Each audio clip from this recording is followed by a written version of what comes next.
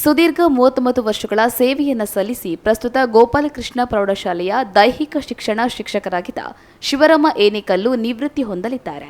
ಈ ಹಿನ್ನೆಲೆ ಪುತ್ತೂರು ಕ್ಷೇತ್ರ ಶಿಕ್ಷಣಾಧಿಕಾರಿಗಳ ಕಚೇರಿಯ ದೈಹಿಕ ಶಿಕ್ಷಣ ಪರಿವೀಕ್ಷಕರಾದ ಸುಂದರಗೌಡ ಅವರು ಬಿಳಿನೆಲೆ ಶ್ರೀ ಗೋಪಾಲಕೃಷ್ಣ ಪ್ರೌಢಶಾಲೆಗೆ ಭೇಟಿ ನೀಡಿ ನಿವೃತ್ತಿ ಹೊಂದಲಿರುವ ಶಿಕ್ಷಕ ಶಿವರಾಮ ಏಣಿಕಲ್ಲು ಅವರನ್ನು ಗೌರವಿಸಿದರು.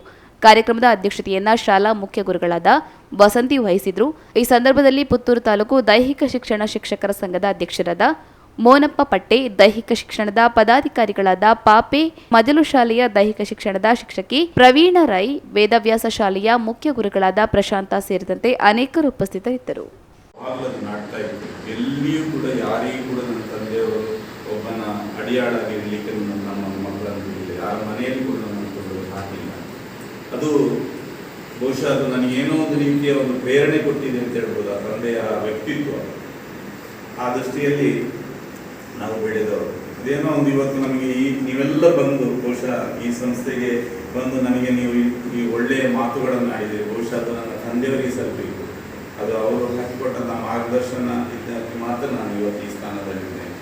ಅದೇನೇ ಇರಲಿ, ಆ ನಂತರ ನನ್ನ ತಂಗಿ ಇವಳನ್ನು ನಾನು ನೆನೆಸಿಕೊಳ್ಳಬೇಕಾಗ್ತದೆ. ಯಾಕೆಂತ ಹೇಳಿದರೆ ಅವಳ 6ನೇ ಕ್ಲಾಸಿನಿಂದ ಅವಳು ಅಡಿಗೆ ಮಾಡಿಕೊಡ್ತಿದ್ರು. ಅಡಿಗೆ ಮಾಡಿ ನನಗೆ ಅವಳು 9ನೇ ಕ್ಲಾಸಿನ 10ನೇ ಕ್ಲಾಸಿನೊಳಗೆ ಹೋದ್ರು. ಅವಳು ಫೇಲ್ ಆದನು ಅಂತ ಅವಳು ಅಂದರೆ ಯಾವಾಗಲೂ ಬೆಳಿ ಸಂಜೆ ಅಡಿಗೆ ಮಾಡಿಟ್ಟು ಅವಳು ಶಾಲೆಗೆ ಹೋಗಬೇಕು. ತಂದೆಯವರು ಕೆಲಸಕ್ಕೆ ಹೋಗ್ತಾರೆ.